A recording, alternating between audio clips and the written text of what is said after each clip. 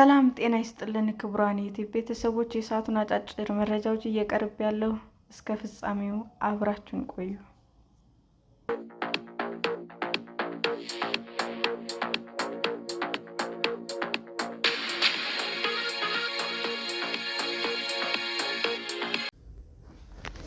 ባላንጣዎች ሳውዲ አረቢያ እና የተባበሩት አረብ ኤሚሬቶች የፍልሚያ ሜዳ ያደረጉት የአፍሪካ ቀንድ። በባላንጣነት የሚታዩት የመካከለኛው ምስራቅ ኃይሎች የገቡበት ጂኦፖለቲካዊ ፍክክር በአፍሪካ ቀንድ ፖለቲካዊ፣ ዲፕሎማሲያዊ እና ወታደራዊ ለውጦች እንዲታዩ ምክንያት ሆኗል። በዚህ መሃል የተገኙት የቀንዱ ሀገራት በበኩላቸው የእነዚህ ኃይሎች ሽኩቻና ተያያዥ ለውጦች እንዴት እንደሚያስተናግዱት በማጤን ላይ ናቸው። በሳውዲ አረቢያ እና በተባበሩት አረብ ኤሚሬቶች መካከል የቀጠለው ውጥረት እንደ ኢትዮጵያ፣ ሶማሌ፣ ሱዳን፣ ኬንያ እና ጅቡቲ ያሉ ሀገራት አጋጣሚውን ለመጠቀም ወይም ሁኔታውን የሚያመጣውን ለውጥ ለመቋቋም እየሞከሩ ነው። እስራኤል ነፃ ሀገርነቷን ላወጀችው ሶማሌላንድ የሰጠችውን ድንገተኛ የሀገርነት እውቅና እንዲሁም በቀጠናው ያላትን ተጽዕኖ እያስፋፋች የምትገኘው ቱርክ ጉዳዩም ሀገሪቱን አማራጮቻቸውን እንዲመለከቱ አድርጓቸዋል። ተመሳሳይ ፍላጎት እንዳላቸው የሚታሰቡት ሳውዲ አረቢያ፣ ቱርክና ግብጽ አካሄዳቸውን ከተባበሩት አረብ ኤሚሬቶች እና ከእስራኤል ግቦች ጋር የሚጣረስ ተደርጎ ይቆጠራል። አንዳንድ የአፍሪካ ቀንድ ሀገራት ለየትኛውም አካል እንደሚወግኑ በግልጽ አሳይተዋል። ሌሎች ደግሞ ምንም እንኳን ወደ አንዱ ቢያዘነብሉም አካሄዳቸው ጥንቃቄ የተሞላበት አድርገዋል። ቢቢሲ ሞኒተሪንግ የአፍሪካ ቀንድ ሀገራት እንቅስቃሴ ይፋዊ አስተያየቶችና ከውጭ ኃይሎች ጋር የተደረጉ ግንኙነቶች ተከታትሎ ባጠናቀረው በዚህ ትንታኔ የቀጠናው ሀገራት በአሁኑ ሰዓት ምን አቋም እንደያዙም ዳስሷል። ወደ ኤሚሬቶች ያዘነበለችው ኢትዮጵያ። ምንም እንኳን ኢትዮጵያ በተባበሩት አረብ ኤሚሬቶች እና በሳውዲ አረቢያ ፍትጊያ ውስጥ ይፋዊ አቋም ላለማሳየት ብትጠነቀቅም የአቡዳቢ የቅርብ አጋር መሆኗን ቀጥላለች። የመገናኛ ብዙኃን ዘገባዎች እንደሚያመለክቱት የተባበሩት አረብ ኤሚሬቶች ከሱዳን ጦር ጋር እየተዋጋ ላለው የሱዳን ፈጥኖ ደራሽ ኃይል መሳሪያ ለማስተላለፍ ትጠቀምባቸው የነበሩት የሶማሌ እና የምስራቅ ሊቢያ መስመሮች ተስተጓጉለውባታል። ይህንንም ተከትሎ ለአማጺው ኃይል መሳሪያ ለማቅረብ በኢትዮጵያ ላይ ያላትን ጥገኝነት እየጨመረ መምጣቱን ዘገባዎች ያሳያሉ። የዜና ወኪል ሮይተርስ በተባበሩት አረብ ኤሚሬቶች የገንዘብ ድጋፍ የተደረገለትና የሱዳን ፈጥኖ ደራሽ ኃይል ስልጣን የሚሰጥበት ምስጢራዊ ካምፕ ኢትዮጵያ ውስጥ መቋቋሙን የሚያትት የምርመራ ዘገባ ባለፈው ሳምንት አውጥቷል። ይህ ዘገባ ከወጣ ከቀናት በኋላ የኢትዮጵያ መገናኛ ብዙኃን ባለስልጣናት የአፍሪካ ህብረት ስብሰባን ይዘግቡ የነበሩ የሮይተርስ ጋዜጠኞች ፍቃድ እንደተሰረዘ እንዲሁም የዜና ወኪሉ ሌሎች ዘጋቢዎች ፍቃድ ሳያሳድስ እንደቀረ ተገልጿል። የተባበሩት አረብ ኤሚሬቶች የፈጥኖ ደራሽ ኃይሉን ካምፕ በገንዘብ መደገፏን እንዲሁም በሱዳን ጦርነት መሳተፏን በተመለከተ የቀረቡ ክሶችን ውድቅ አድርጋለች።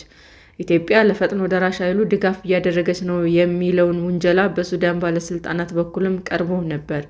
የኢትዮጵያ መንግስት የፈጥኖ ደራሽ ኃይሉ ተዋጊዎች እና አጋሮቻቸው ከሀገሪቱ ተነስተው ብሉ ናይል ግዛት ውስጥ የሚገኙ የሱዳን ኃይሎች ላይ ጥቃት እንዲከፍቱ እንደፈቀደ በመግለጽ ከሰዋል። ለኢትዮጵያ ድንበር ቅርብ በሆኑ ሱዳን አካባቢዎች በፈጥኖ ደራሽ ኃይሉ የሚፈጸሙ ጥቃቶች እየጨመሩ መምጣታቸውን ይህንን ክስ ለማጠናከር የሚጠቀሙበት አልጠፋም። ሳውዲ አረቢያ ግን ኢትዮጵያ ከጎኗ ለማሰለፍ የምታደርገውን ጥረት አላቋረጠችም። ባለፈው ሳምንት የካቲት 4 2018 ዓ.ም ላይ የሳውዲ የውጭ ጉዳይ ሚኒስትር ልዑል ፋይሰል ቢን ፈርሃን ወደ አዲስ አበባ ተጉዘው ከጠቅላይ ሚኒስትር አብይ አህመድ ጋር ተወያይተዋል። ውጤታማ ተብሎ የተገለጸው ይህ ውይይት የተካሄደው የሁለቱ ሀገራት የውጭ ጉዳይ ሚኒስትሮች በሪያድ ከተገናኙ በኋላ ነበር። በዚህ ሳምንት ማክሰኞ የካቲት 10 ቀን ደግሞ የቱርኩ ፕሬዝዳንት ሬሲፕ ታይፕ ኤርዶዋን ለይፋዊ ጉብኝት አዲስ አበባ መጥተው ነበር። የፕሬዝዳንቱ ጉብኝት ኢትዮጵያ ይበልጥ ወደ ተባበሩት አረብ ኤሚሬቶች እና እስራኤል እንዳትሳብ የተደረገ ሙከራ ተደርጎ ታይቷል። ኢትዮጵያ እስካሁን ድረስ እስራኤል ለሶማሌላንድ የሰጠችውን እውቅና በተመለከተ ግልጽ የሆነ አቋም አላሳየችም። ለሶማሌላንድ እውቅና እንደሚሰጥ የተገለጸው ስምምነት ከሀርጌሳ ጋር ተፈራርማ እንደነበር ከግምት ውስጥ ሲገባ ግን ወደ እስራኤልና ሶማሌላንድ የማዘንበል ዕድሏ ከፍተኛ እንደሆነ ይገመታል። ባለፉት ዓመታት የባህር በር አልባ የመሆኗ ጉዳይ ለመቀየር እየጣረች ያለችው ኢትዮጵያ በአሰብ ወደብ ጉዳይ ከኤርትራ ጋር የገባችበት ፍጥጫም አካሮታል። ከሶማሌላንድ ጋር የተፈረመው ስምምነት ያስከተለው ከፍተኛ ዲፕሎማሲያዊ ጫና ኢትዮጵያ ጉዳዩን እንዳትደግፍበት አስገድዷታል። በስምምነቱ ምክንያት የተቃቃሩት ሶማሌና ኢትዮጵያ ወደ ቱርክ ተጉዘው ስምምነት ሲፈጽሙ ግን ሞቃዲሾ እና አዲስ አበባ የባህር በርን በተመለከተ ድርድር ውስጥ የመግባታቸው ጉዳይ በቅድመ ሁኔታ ተቀምጧል። ኢትዮጵያና ሶማሌ ያደራደሩት የቱርክ ፕሬዝዳንት ኤርዶዋን በአዲስ አበባ ጉብኝታቸው ወቅት እስራኤል ለሶማሌላንድ የሰጠችው የሀገርነት እውቅና ለሶማሌላንድም ሆነ ለአፍሪካ ቀንድ ምንም ጥቅም አይኖረውም ሲሉም ተደምጠዋል። እስራኤል ለሶማሌላንድ እውቅና ለመስጠት ውሳኔዋን ይፋ ያደረገችው ኢትዮጵያና ሶማሌ በደረሱት ስምምነት መሰረት የባህር በርን በተመለከተ የሚያደርጉትን ንግግር በተጓተተበት ወቅት ነው። ይህ የእስራኤል ድንገተኛ እርምጃ ኢትዮጵያ ተጨማሪ አማራጮች እንዲኖራት አድርጓል። አሁን ኢትዮጵያ አጓጊ የሆነ የባህር በር አማራጭ ከሶማሌ ይቀርብላታል፣ አሊያም ከሶማሌላንድ ጋር የተፈራረመችውን ስምምነት በድጋሚ ታነሳለች። አሁን ባለው ሁኔታ ኢትዮጵያ የሶማሌላንድ ጉዳይ የምታነሳ ከሆነ ምናልባት የሚደርስባት ጫና ካለፈው ዝቅ ያለ ሊሆን ይችላል። እስካሁን ድረስ ግን ኢትዮጵያ አማራጮቿን ክፍት ማድረግን መርጣለች። ወደ ሳውዲና ግብጽ የተጠጋችው ኤርትራ ከኤርትራ ጋር የገባችበት ውጥረት እየተካረረ የመጣው ኢትዮጵያ ከተባበሩት አረብ ኤሚሬቶች ጋር ያላትን ግንኙነት መጠናከሩ አስመራ ሌላኛውን ጽፍ እንድትይዝ አድርጓል። ኤርትራ ይህንን አካሄድ መከተል የጀመረችው የመካከለኛው ምስራቅ አገራት ባላንጣዎች ከመሆናቸው አስቀድሞ ነበር። የኤርትራው ፕሬዝዳንት ኢሳያስ አፈወርቂ ጥር ላይ በሰጡት ቃለ መጠይቅ ኢትዮጵያ የባህር በርን በተመለከተ ከያዘችው ፈርጣማ አቋምና በአሰብ ወደብ ላይ ከምታነሳው የሉዓላዊነት ጥያቄ ጀርባ የተባበሩት አረብ ኤሚሬቶች እንደምትገኝበት በመጥቀስ ከሰዋል። በተጨማሪም የተባበሩት አረብ ኤሚሬቶች ኢትዮጵያና ሌሎች ጎረቤት ሀገራት በመጠቀም ሱዳንን የመውረር ፍላጎት አላት ሲሉም ወንጅለዋል። ኤርትራ የሳውዲ አጋር ከሆነችው ግብጽ ጋር ያላትን ግንኙነት ከሪያድ ጋር ትስስሯን እንድታጠናክር አግዟታል። ባለፉት ከቅርብ ወራትም የሶስት ሀገራት መሪዎችና ባለስልጣናት ሪያድ፣ ካይሮ እና አስመራ ውስጥ ተገኝተው ስለ ቀይ ባህር ደህንነት ተከታታይ ውይይቶችን አድርገዋል። ጅቡቲም እንደ ኤርትራ ሁሉ ከተባበሩት አረብ ኤሚሬቶች ጋር ያላትን ግንኙነት ባለፉት ዓመታት እየሻከረ ከሳዑዲ አረቢያ ጋር ደግሞ ይበልጥ እየተወዳጀች መጥታለች። በዚህም የተነሳ የሁለቱ ሀገራት የቅርብ ጊዜ ሁኔታዎች በጅቡቲ አቋም ላይ እምብዛም ለውጥ አላመጡም። ከዚህም በበለጠ ለጅቡቲ አሳሳቢ የሆነው ጉዳይ እስራኤል ለሶማሌላንድ የሰጠችው እውቅና ነው። የጅቡቲ ወደብ ዋነኛ ተጠቃሚ የሆነችው ኢትዮጵያም ቴል አቪቭን ተከትላ ለሶማሌላንድ እውቅና ልትሰጥ ትችላለች የሚል ስጋትም ጨምሮባታል። አዲስ አበባና ሀርጌሳ የወደብ ስምምነት ላይ የሚደርሱ ከሆነ 95 በመቶ የሚሆነው የኢትዮጵያ ባህር ላይ ገቢና ውጭ ንግድ በምታስተናግደው ጅቡቲ ላይ ከፍተኛ የንግድ ኪሳራ ያመጣል። በዚህ ምክንያት ጅቡቲ የሶማሌላንድ እውቅና በመጻረር የከፈተችውን ዲፕሎማሲያዊ ዘመቻ በማገዝ ከፍተኛ ሚና እየተጫወተች ነው።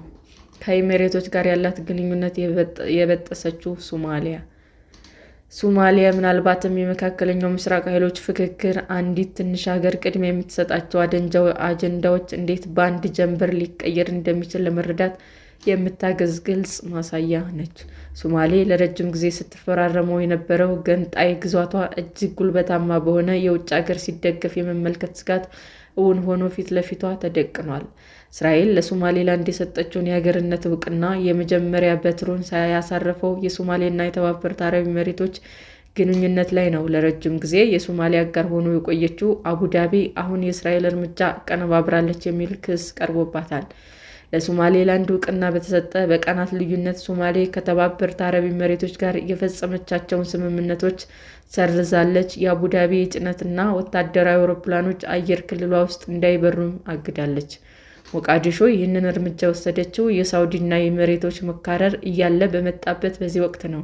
እርምጃ የተወሰደበት ጊዜ የሶማሌ ውሳኔ በሳውዲ ትዕዛዝ የተፈጸመ ነው የሚል ግምት እንዲነሳም ምክንያት ሆኗል። ከተዘረዘሩ ስምምነቶች መካከል አቡዳቢ በሶማሌ ውስጥ ዋና ዋና ወደቦችን ለማስተዳደር ፍቃድ ያገኘችበት ውል ይገኝበታል። የተባበሩት አረብ ኤሚሬቶች በሶማሌ ወታደራዊና የደህንነት ጉዳዮች ላይ ያላት ሚና ከፍ እንዲል ያደረገው የአውሮፓውያኑ 2023 የመከላከያ ስምምነቱ ከተሰረዙት ውሎች መካከል ነው። ኤሚሬቶች ከሶማሌ ጋር የገባቸው መቃቃር በቀጠናው ተጽዕኖዋን ለማስፋት ለወጠነችው ዕቅድ ትልቅ እንቅፋት ነው። አሁንም ቢሆን ግን አቡዳቢ በተበታተነው የሶማሌ ፖለቲካና ዲፕሎማሲያዊ ምህዳር ውስጥም አጋሮች አሏት። የተባበሩት አረብ ኤሚሬቶች ለሶማሌላንድ ዕውቅና እንድትሰጥ የሚጠይቋት ተደጋጋሚ ድምጾችን በዝተዋል። የሶማሌላንድ ባለስልጣናት ኤሚሬቶች የሚደግፉ ሰልፎች አካሂደዋል። ጥር መጨረሻ ላይም የሶማሌላንድ ፕሬዝዳንት አቡዳቢ ጎብኝተዋል። ኤሚሬቶች የወደብ አስተዳደር ኩባንያ የሆነው ዲፕ ወርልድ አሁንም ሶማሌላንድ ውስጥ የሚገኘው የበርበራ ወደብ እና በከፊል ራስ ገዟ ፑንትላንድ ያለውን የቦሳሶ ወደብን ያንቀሳቅሳል። ሶማሌላንድ፣ ፑንትላንድ እና ጁባላንድ የሶማሌ መንግስት ከተባበሩት አረብ ኤሚሬቶች ጋር የተገቡ ስምምነቶችን ለመሰረዝ ያስተላለፈውን ውሳኔ ውድቅ አድርገዋል። በእነዚህ 3 ግዛቶች ውስጥም ቁጥጥር የሌላት ሶማሌ የተባበሩት አረብ ኤሚሬቶች እንቅስቃሴዋን እንድታቆም የምታስገድድበት እምብዛም መንገድ የላትም። የተጠናከረው ሶማሌ እና ቱርክ ወዳጅነት ሶማሌ ከተባበሩት አረብ ኤሚሬቶች ጋር የገባቻቸውን ስምምነቶች ለመሰረዝ ያስተላለፈችው ውሳኔ ተግባራዊ ማድረግ የመቻሏ ጉዳይ በብዙዎች ዘንድ ጥርጣሬ ፈጥሯል። ሶማሌ በአንጻሩ አዳዲስ ወታደራዊና ዲፕሎማሲያዊ ጥምረቶችን መፍጠር እንዲሁም ከነባር ወዳጆቿ ጋር ያላትን ስትራቴጂካዊ ትብብር የማጠናከር ዘመቻ ተያይዘዋለች። ባለፈው ሳምንት የባህር ኃይል አሃዶችን ከ10 በላይ ዘመናዊ ታንኮችና ሌሎች ከባድ የጦር መሳሪያዎችን የጫነው የቱርክ ስካንካተር የጦር መርከብ ሞቃዲሾ ደርሷል። ከቀናት አስቀድሞ ደግሞ የቱርክ ኤፍ-16 የጦር አውሮፕላኖች በሞቃዲሾ ሰማይ ላይም ዝቅ ብለው በመብረር ትርኢት ሲያሳዩ ነበር። የነዳጅ ፍለጋ እና የደህንነት መርከቦች ጨምሮ ሌሎች በርካታ የቱርክ መርከቦች ወደ ሶማሌ ተጉዘዋል። ቻግሪ ቢ የተሰኘው የቱርክ የነዳጅ ፍለጋና ቁፋሮ መርከብ ባለፈው ሳምንት እሁድ ወደ ሶማሌ መቅዘፍ ጀምሯል። ይህ የነዳጅ ፍለጋ መርከብ ከጥቂት ወራት በኋላ በሶማሌ ውሃ ውስጥ ጥልቅ ቁፋሮ እንደሚጀምርም ይጠበቃል። በተጨማሪ በሶማሌ ሰሜን ምስራቃዊ ክፍል በሚገኘው ላስቆራይ ከተማ ውስጥም አዲሱ የቱርክ የባህር ኃይል ጦር ሰፈር የማቋቋም እቅድ እንዳለ የሶማሌና የቱርክ መገናኛ ብዙኃን ዘግበዋል። የጦር ሰፈሩ ይገነባበታል የተባለው ቦታ እስራኤል የባህር ኃይል ጦር ሰፈር ለመመስረት ካቀደችበት የሶማሌላንድ በርበራ ወደብ እምብዛም የማይርቅ ስትራቴጂካዊ የባህር ጠረፍ ነው።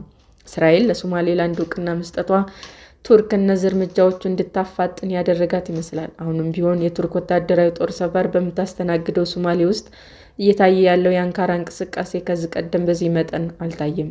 ሶማሌ ከተባበሩት አረብ ኤሚሬቶች ያጣችውን ድጋፍ ለማካካስ እንዲሁም በግዛት አንድነቷ ላይ ተጨማሪ ስጋት እንዳይጋረጥባት ለመከላከል ስትል ከሳውዲ አረቢያ፣ ከግብፅና ከኳታር ጋር የመከላከያና የደህንነት ስምምነቶችን ተፈራርማለች። ሳውዲና ሶማሌ ጥር 1 ቀን የተፈራረሙት የመከላከያ ትብብር ስምምነት ሪያድ የሞቃዲሾ ኃይሎች እንድታሰለጥን እንዲሁም ሁለቱ ሀገራት በቀይ ባህር የደህንነት ትብብር እንዲኖራቸው ያደርጋል። በሳውዲ ቀጠና የተቋቋመው የሱዳን ጦር ወታደራዊ ሱዳን መንግስት የተባበሩት አረብ ኤሚሬቶች ለፈጥኖ ደራሽ ኃይሉ የምትሰጠውን ወታደራዊና የገንዘብ ድጋፍ ለዓመታት ሲቋቋም ቆይቷል። ፊሪ ባይፈራለትም። በዚህም የተነሳ የሳውዲና የኤሚሬቶች መቃቀር ለሱዳን ጦር ጥሩ አጋጣሚ ፈጥሮለታል። ላለፉት በርካታ ወራት ሱዳን ሳውዲ የተባበሩት አረብ ኤሚሬቶች ላይ ያላትን እንዴት በዝምታ ስትጠቀምበት ቆይታለች። የሱዳን ጦር ከፓኪስታን ጋር ለተፈራረመው የ1.5 ቢሊዮን ዶላር የጦር መሳሪያ ግዢ የገንዘብ ድጋፍ ያደረገችው ሳውዲ እንደሆነች በሰፊው ይታመናል። ይህ የግዢ ስምምነት የሱዳን ጦር ዘመናዊ ድሮኖችን እና የጸረ አውሮፕላን ሚሳይሎችን ታጥቆ አቅሙን እንዲያጠናክር የሚያደርግ ነው። በፈጥኖ ደራሽ ኃይሉ ላይ ብልጫ እንዲኖረውም ያስችለዋል። የሱዳን ጦር ከጥር መጨረሻ አንስቶ ከፈጥኖ ደራሽ ኃይሉ ጋር በሚያደርገው ጦርነት ድል የተቀናጀው ነው። ፈጥኖ ደራሽ ኃይሉም የደቡብ ኮርዶፋን ግዛት ዋና ከተማ በሆነችው ካዱጊሊ ላይ ለ2 ዓመታት አድርጎት የነበረውን ከበባ ሰብሯል። በዚሁ ግዛት ውስጥም የምትገኘው ዲልሊንግ ከተማ ገብታበት የነበረው ከበባም እንዲሁ አብቅቷል። የሀቢላ ከተማንም በእጁ አስገብቷል። ጥሩ የፈጥኖ ደራሽ ኃይሉን የአየር መከላከያ ስርዓቶች አውድሟል። በዳርፈር እና በኮርዶፋን ግዛቶች የሚገኙ ወሳኝ ይዞታዎች ላይም ጥቃት ፈጽሟል። ከሁሉም በላይ የሳውዲ ተጽዕኖ ፈጣሪነት ምስጋና ይግባውና የአሜሪካ መንግስት በጦርነት ላይ ለሱዳን ጦር የተመቸ አቋም ይዟል።